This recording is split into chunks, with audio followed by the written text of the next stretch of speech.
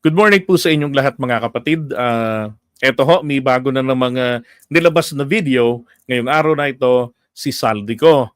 At kapansin-pansin, no, sa pamilya, sa first family, ay dalawa na ho ang dinadali niya. Ha? Si PBBM nung una, tapos ngayon naman etong kanyang kwentong bukid naman na 56 billion, mas detalyado raw. Pero ang talagang pinuntirya niya dito ay si Sandro. Sino ho kaya naman ang susunod na magkakaroon ng insertion? Ano, Sir Carlos Maglasang? Hindi ho kaya sa palagay nyo, eto ng si FL Lisa Marcos, ang susunod na magkakaroon ng insertion sa pondo? Ay nako. So, eto ho yung kanyang dramang bukid kanina. Banta sa buhay ko. Ngayon naman, ay meron kaming natanggap na balita. Ayan hindi raw siya makauwi kasi merong banta sa buhay niya. Kalokohan Unang-una, ano to the scenario is like during the time of Apo Lakay. Naalala niyo yung Plaza Miranda bombing? Diba? At yung nangyaring pagkamatay ni Ninoy Aquino. Ngayon, alam ng kasi binubuo po nila ngayon yung dating kwentong yung dating senaryo na ginagawa ng mga NPA na anuman ang mangyari kay Ninoy Aquino, ang mabibintangan na may kagagawan si Apo Lakay, ang tatay ni PBBM. And therefore kinakailangan siyang ingatan ni Apo Lakay para hindi siya mabintangan. Considering na sila po ay magkaibigan, fraternity, Brad, diyan sa UP Upsilon. 'Di ba? And then according to Ninoy rin, 'di ba? Si Imelda, si Makoy din ang dahilan kung bakit kahit na meron siyang pending na tiro de muerte, no, firing squad yan dahil sa kanyang 'di ba nahatulan ng court martial yan, nakapunta ng Amerika na bypass surgery. Now, dito po sa kay Saldico, ganun din ang kwento naman ginagawa nila. May banta sa buhay niya at ang pwedeng 30 minutes lamang daw mababaril na siya, ganon. Yan. Alam nyo, mas lalo nga ho talaga na poprotektahan siya ng Pangulo natin. And then maging ang ombudsman nagsabi na rin naman na poprotektahan nila si Saldico. Kasi yan nga po yung fear talaga. Okay? Kalokohan 'tong sinasabi ni Saldico. Dadaigin pa nga niya kung tutuusin sa protection yung mga taga-witness protection 'Di ba? Papalabasin ng administrasyon na ako ay isang terorista sa loob at labas ng Pilipinas. Kalokohan ito. Para mailibing ako kasama ang katotohanan kahit saan man ako pumunta. Pero, 'di ba? Another kwento na naman na palalabasin siya na na isang terorista. Kahit na 'di ba, alam naman nila na malabong-malabo. Tama ho kayo. Duwag, 'di ba? Duwag lang na umuwi etong si Saldico. Yun ang hirap dito. Para siyang attack dog talaga siya. Bira ng bira, tira ng tira. Puro labas ng video, AI videos. Maraming nagsasabi, naniniwala na ito ay AI videos. Pero ako naman kasi, wala naman akong problema kung AI video po ang lumalabas sa atin, ang nagsasalita. Walang problema dyan. As long as hindi niya i-deny, siya mismo nagpo-post sa sarili niyang account. So, still, we can consider the video to be valid. Kanya yan maaari pong bakit siya nagagamit ng AI videos ay dahil po maaaring iba na itsura niya. Diba? Maaaring boteteng laot na itsura niya, pwede naman na long hair na balbasarado, nagpapalit na ng pagbumukha, at para lang hindi makita yung kanyang identity. Ganon. Kaya ganyan ang ginagamit niya. Kasi kung talagang walang pagbabago sa kanyang physical na itsura, bakit hindi siya mismo yung magsalita? Wala namang pinag-iba. 'Di ba? Mapa AI o personal na siya yung magsasalita. No. Ay nako. Ano yan, parang Arnie Tives na label na terorista. Arnie Tives naman kasi grabe naman yung ginawa ni Arnie Tives doon 'di ba? Yung accusation sa kanya, may pinatay ng mga tao. Kay Zaldico, wala hong ganong accusation sa kanya na may pinatay siya ng mga tao. Kaya hindi po pwede yun. Okay, na yung sinasabi niya. Napaka-illogical ng kwentong bukid niyang yan. Pero mahalagang malaman ng taong bayan ang katotohanan. Muli, taos-puso akong nagpapasalamat sa inyong pakikinig. Una po sa lahat, sinasabi ng ICI at ni Henry Alcantara na 21 billion pesos daw ang napunta sa akin. Hindi po totoo yun. Wala akong natanggap na ganyang halaga. Ang totoo, mula 2022 hanggang 2025, ang kabuuang pera na dumaan sa akin para ibigay kay Pangulong Bongbong Marcos at kay dating Speaker Martin Romualdez ay umabot sa 56 billion pesos at hiwalay pa dyan ang 100 billion pesos insertion ng Pangulo sa 2025 budget.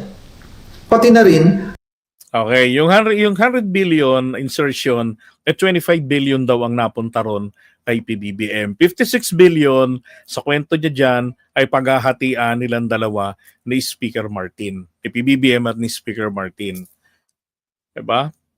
Alam nyo, ang napansin din ng marami rito, bakit nga hindi nagbabago yung damit niya, yung kanyang, 'di ba? Yung coat niya, tapos yung panloob itim. Pero nagbabago yung kanyang buhok. Lumalago. Alam nyo, itong video na to, mukhang kinunan po naman ito ng paisahan lang, but with a break. Okay, kaya nung bagong salang, basa ng script, ganun pa rin yung ganun pa rin yung, kasi kailangan makuha ng AI yung boses niya 'Diba? Ang nagbago talaga yung kanyang itsura, yung mukha niya, yung kulay niya, yung pwesto ng ilaw. Hindi naman kasi lahat ng AI application walang anino. Siyempre nag-i-improve din. It's programming. Nakagawa nga ng mukhang tao Anino pa hindi maipo-provide, 'di ba? Gaya ng sinasabi ni Marcoleta na ang AI walang anino.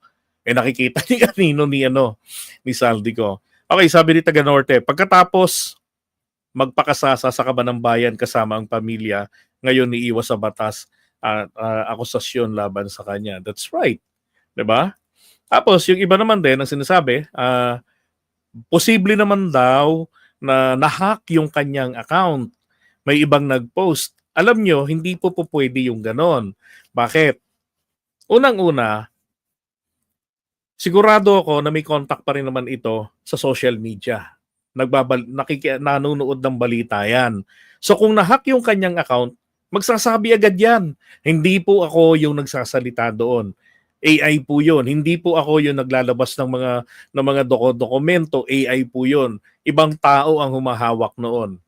'Di ba? So ilang araw na to? It's more than 10 days or almost 2 weeks na nagaganyan, naglalabas ng mga partial videos. Pero wala hong nagdi-deny. Kaya nga sabi ko sa inyo, valid na ito para sa akin itong mga sinasabi niyang ito, no? Regardless kung totoo o hindi.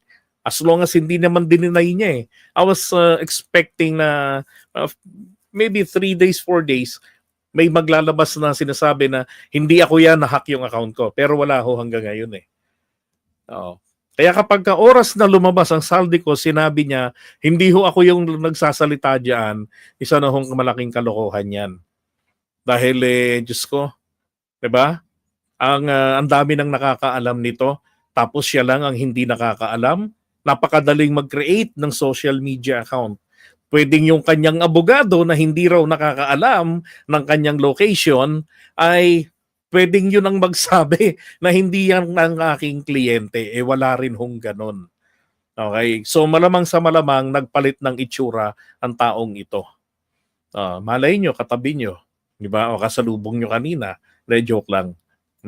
Ang 97 billion pesos flood control insertion na inilagay sa NEP ng 2026 national budget. Balikan natin kung paano ito nagsimula.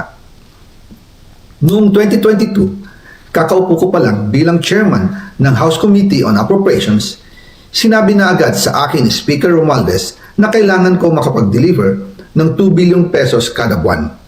Makalipas ang ilang araw, tumawag sa akin si Yusek Bernardo. Sabi niya, kailangan ng tulong ng Bulacan sa problema nila sa baha. Pinapunta niya sa opisina ko sa Kongreso si DPWH District Engineer Henry Alcantara. Sa naging meeting namin ni Alcantara, siya mismo ang nag-offer kung paano ang hatian sa mga proyekto ng DPWH. 22% para kay Speaker Romualdez, 2% para kay Yusek Bernardo at 1% para sa kanya. Doon po nagsimula ang tinatawag nilang deliveries. Ang sistema po ay ganito. Ang mga tao ni Henry Alcantara ay nakikipag-ugnayan sa mga tao ko na sina Paul Estrada at Mark Ticsay. Sila ang tumatanggap na pera mula sa mga tao ni Alcantara. Minsan sa bahay ko sa Valle Verde, minsan naman sa BGC parking. Pagkatapos nilang makuha ang pera, sila Mark at Paul naman ang nag-aayos o nakikipag-coordinate sa tauhan ni Speaker Martin Romualdez na si Jocelyn Sereño para sa pagdi-deliver ng male-maletang pera patungo sa bahay ni Speaker. Una, sa North Forbes Park sa McKinley Drive at nang lumipat siya. Teka, parang iba na iba na ah. Dati direktahan ang pagdadala ng 'di ba? Sabi niya, rektahan siya yung nagdi-deliver. Ngayon meron ng mga taong na dinadaanan, meron ng Jocelyn, may Sereno. Kumbaga meron na hong middleman na nangangasiwa sa pagdi-deliver. Oh, nako. Paiba-iba na kwento nito ni Saldico eh. Sa number 14, Nara Street, South Forbes Park. Gusto ko pong linawin, hindi ako nakikialam sa mismong proseso ng paghatid. Dumaan lang po sa Patay tayo rito. Naghahatid ka nga dati, sabi mo eh. akin ang pera na agad dinideliver kay Speaker Romualdez. Ayun no, dumadaan lang daw sa kanya yung pera na agad na dinideliver kay Speaker Martin Romualdez. Aba, naalala ko rin yung sabi niya nga nung nakaraan wala naman daw po siyang nahita diyan sa pera na yan. Aba, masyado naman ang tawag dito, masyadong matinding panlilinlang na yon. Isipin mo, sasama ka sa paggawa ng katarantaduhan, tapos kaending-endingan nito, wala ka man lamang, 'di ba? Wala kang napala o wala kang nahita. Kalokohan, sabi nga ni Toby Chanko, ano 'yun? Pupunta ka sasama ka sa holdapan ng bangko, wala kang mapapala, 'di ba? Nanganganib pa yung buhay mo. Oh. Dati sabi niya, yun nga, 'di ba? Dati naghahatid siya ng pera. Oh. Ngayon, yung mga naunang videos niya. Ngayon, ito, may mga middle person na. Parang may mga point of contact na. At saka kanina ho, 'di ba? In-upload nga natin yung video from CIDG na kung saan yung bahay niya sa Pasig natagpuan doon ng mga otoridad, yung mga naglalakihan, mga malalaki pa sa mga regular na aparador na mga vault. Para saan niya gagamitin yon? Kung yung pera dumaan lang sa kanya, kung hindi siya nakinabang. 'Di ba? Loko-loko rin talaga 'to eh.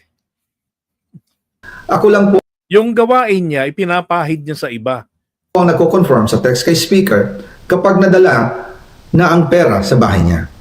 At lahat ng ito, mula sa unang utos noong 2022 hanggang sa huling delivery noong 2025. Umabot sa mahigit 55 billion pesos plus ang naihatid sa bahay ni dating Speaker Martin Romualdez. Madalas hindi nabubuo ang hinihinging 2 billion pesos bawat buwan ni Speaker, kaya iyan ang final total.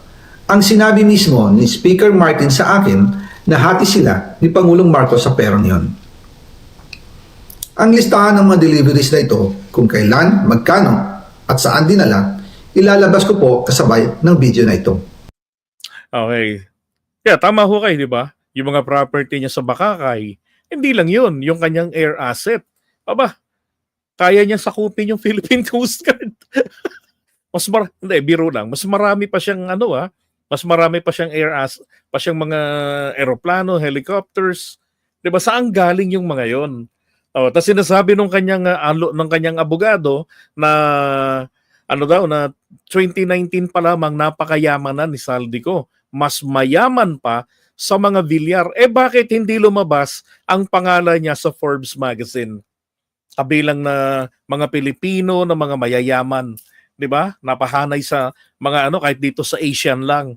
Wala hong Saldico na naitala sa kasaysayan natin ng bansa o ng Asia, kahit ng Pilipinas lang, na lumagpas pa sa yaman ng mga Villar. O, kaloko. Noong November 2024, habang nasa proseso kami ng pagtatalakay ng budget, nakipag-meeting sa amin ni Speaker Martin si Yusek Jojo Cadiz. Sabi niya, masama raw ang loob ni Pangulong Marcos, wala raw siyang natatanggap na remittance. At dahil laging napapagalitan si Speaker Martin ng Pangulo mula Setyembre hanggang November, inutusan niya ako na mag-deliver ng 1 billion pesos para kay BBM. Ayon pa kay Yusek Jojo, nang ipaalam niya ito sa Pangulo, ang utos sa kanya ng Pangulo ay mag-ingat at siguraduhin si Yusek Jojo lang ang maghahatid. Ang instruction po sa akin ni dating Speaker Martin Romualdez ay dalhin sa number 30 Tamarin Street, South Forbes Park at ibigay kay Yusek Jojo Cadiz dahil ito raw ang drop off point na malapit sa bahay ng Pangulo.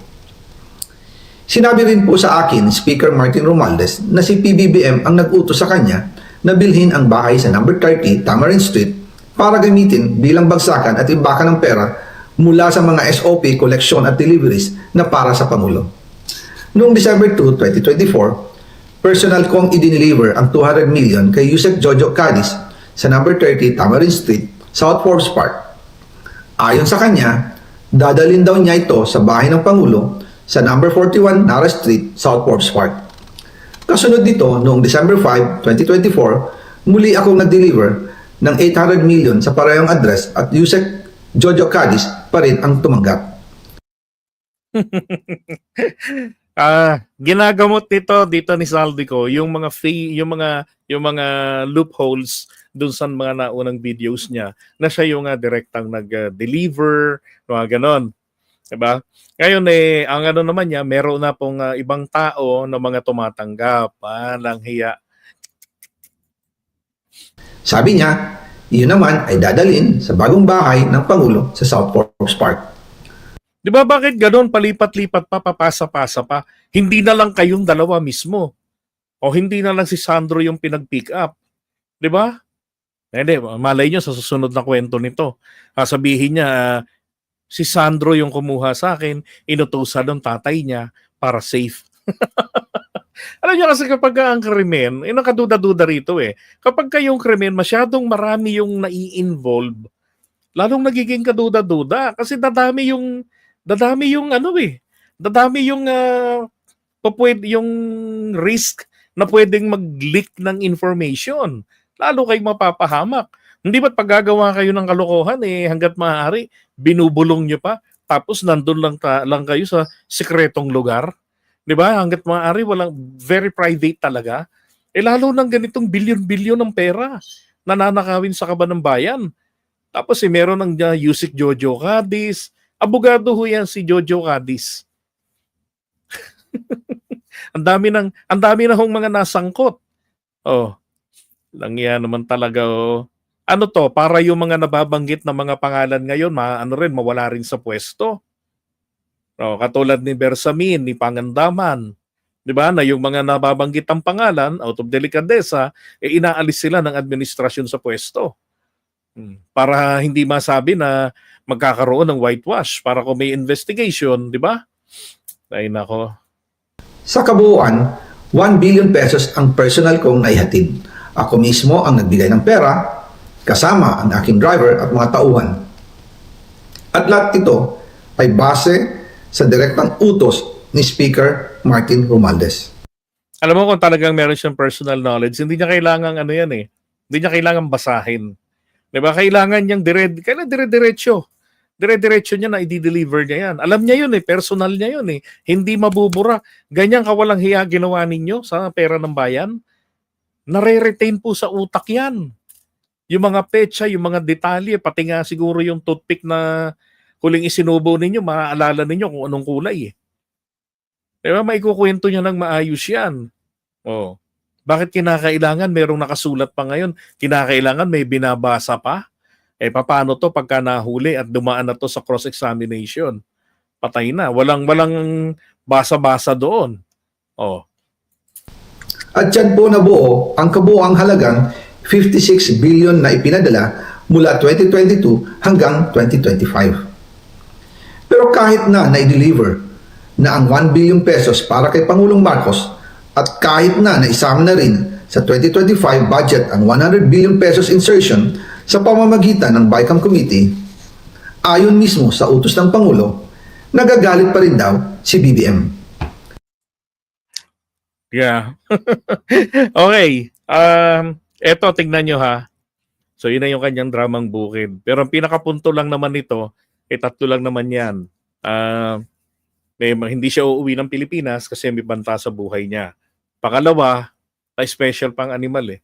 Pangalawa, gagawin siyang terorista katulad nung kay Tives. Hello, imposibleng gawin. Imposibleng itag na ganun dahil wala naman siyang ganung, hindi ganun ang akusasyon sa kanya, magnanakaw lang siya sa akusasyon, hindi po siya mamamatay tao. Ngayon, meron akong gustong pakita sa inyo. Eto. Ngayon sinasabi ko kanina, sa ngayong araw na ito, si Sandro Marcos naman po ang isa sa ito naman talaga yung pinaka-pinupunto niya rito na meron ding insertion. Sabi ko nga, mainam pa, umuwi ka ng Pilipinas, patotohanan mo lahat itong mga bintang mo. Unang-una, ang sabi niya po dito, ito daw po ay insertion sa GAA. Ginawa raw ito sa sa panahon ng BICAM. Alam niyo, bakit po sa BICAM ginagawa yung mga insertion na yan? Kasi ito yung mga malisyoso, mga kinukundina ng inyong abang lingkod, na klase ng insertion. Kasi dapat ang insertion ay dalawang bagay. Ito po ay variation ng amendments sa isang outstanding bill or proposal, katulad ng proposed budget. Ngayon, during committee hearing, doon po dapat pinapasok yan na I move, Mr. Chairman, or Mr. Chairman, baka po pwede na with indulgence ng ating requester na imbis na yung proyekto na yan na wala namang kasiguraduhan pa, itong problema rito sa ganitong lugar, ayon sa mga nakausap kong mga taga ron sa amin, nanganganib na ang kanilang buhay at ari-arian kapag hindi pa ito na isagawa na dapat noon pa nga. Dahil kaya lang hindi naaasikaso. So pagka na-justify, pumayag, okay po yun as long as nasa committee level. Or kung meron pang ibang mga pagbabago, is during the plenary. Yung lahat ng mga kasamahan nila ng Kongreso, 'di ba, na meron silang quorum, then once there's a quorum, then they can transact business with legal effect. 'Di ba? Regardless kung 10, 20 ang matira ng mga kongresista diyan o mga senador, kung iilan, as long as nagkaroon ng quorum, lahat ng madidesisyonan nilang mga pagbabago, whether it is insertion or removal, as long as sa amendments, wala hong problema. Kaya lang, yung mga hindi maipasok na mga immoral insertions para pagnakawan, dinadaan ito sa pamamagitan po ng small committee ng BICAM. Para hindi po kayo malito, ang House of Representatives merong small committee under ng Committee on Appropriations. Nakikreate nila ito pagkatapos ng second reading ng proposed budget. Ganun po yung nangyayari doon.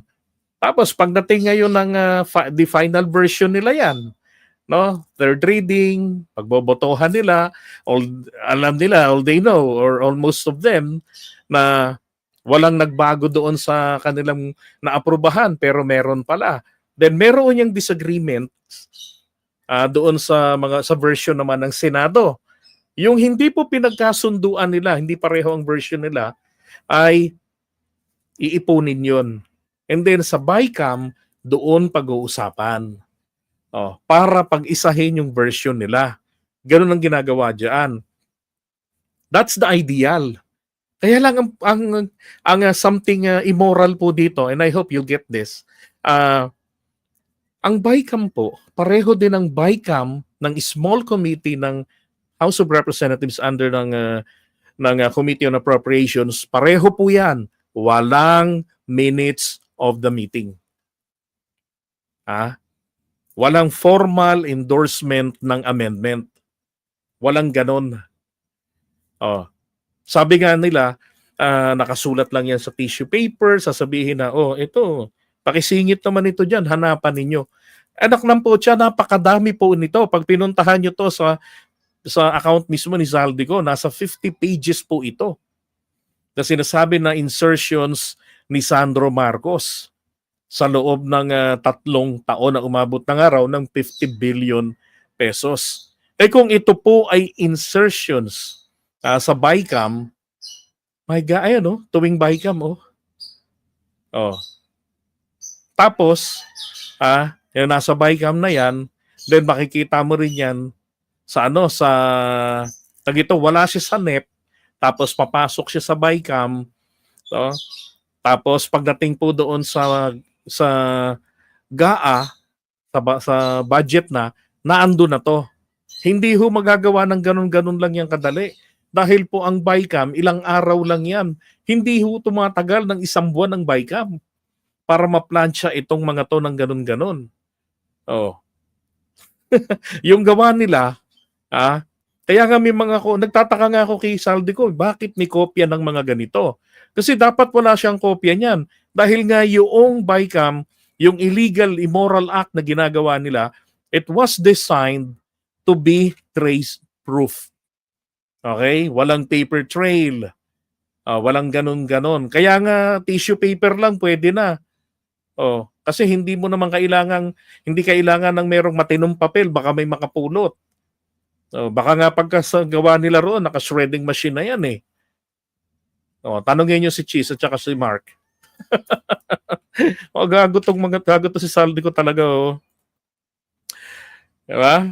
Alam nyo, sabi nga rito, etong pamilya, the first family, tinarget na ito ng mga fake news peddler at ngayon, 'di ba? Mula pa nung panahon na hindi na naging maganda yung relasyon ni VP Sara at ni PBBM. Ngayon, tuloy-tuloy na sila sa paninira sa kanila. Ngayon naman, ang fake news peddler nila, eto na, mismong etong sangkot na sa katiwalian dyan sa budget natin. Etong si Zaldico. Ito ngayon yung reply naman. Itong gusto ko kay Sandro, sumasagot. Diba? Bumabanat agad. Hindi yung kagaya ng tatay niya na napaka-passive. Kaya tuloy nakaporma yung mga animal dahil sa pagiging passive ni PBBM. And that is his greatest failure. Yung kanyang pagiging passive. Dapat ganyang palaban. Now, ito sabi niya anyone can sit in front of a camera from abroad and spew lies. Sabi niya, kahit sino pwede namang umupo sa harap ng camera. Mga nasa labas ng bansa and then maghasik ng kasinungalingan. Sabi niya, the statements from the newly crowned champion of the DDS cabal, former Congressman Zaldico, are frankly as fantastical as they are safe. Mukhang si Sandro sumulat nito. Nandun yung personality niya I hope that the public can be reminded that we are talking of a person with no credibility, whose vested interests are to release these videos to destabilize the government. This is someone who our kababayans know to be the architect of this mess, yet continues to insult their intelligence by saying wala siyang nakuha. Sabi ni Sandro rito, pinaka-shortcut lang mag-ingat dito yung mga kababayan natin, yung mga OFWs na nagpapaniwala sa kanya.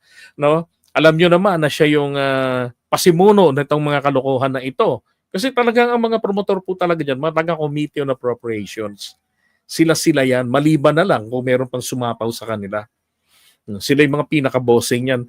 Imagine, hindi po member ng BICAM si Zaldico, pero papanong nagkaroon ng mga ganyang papel na nailalabas?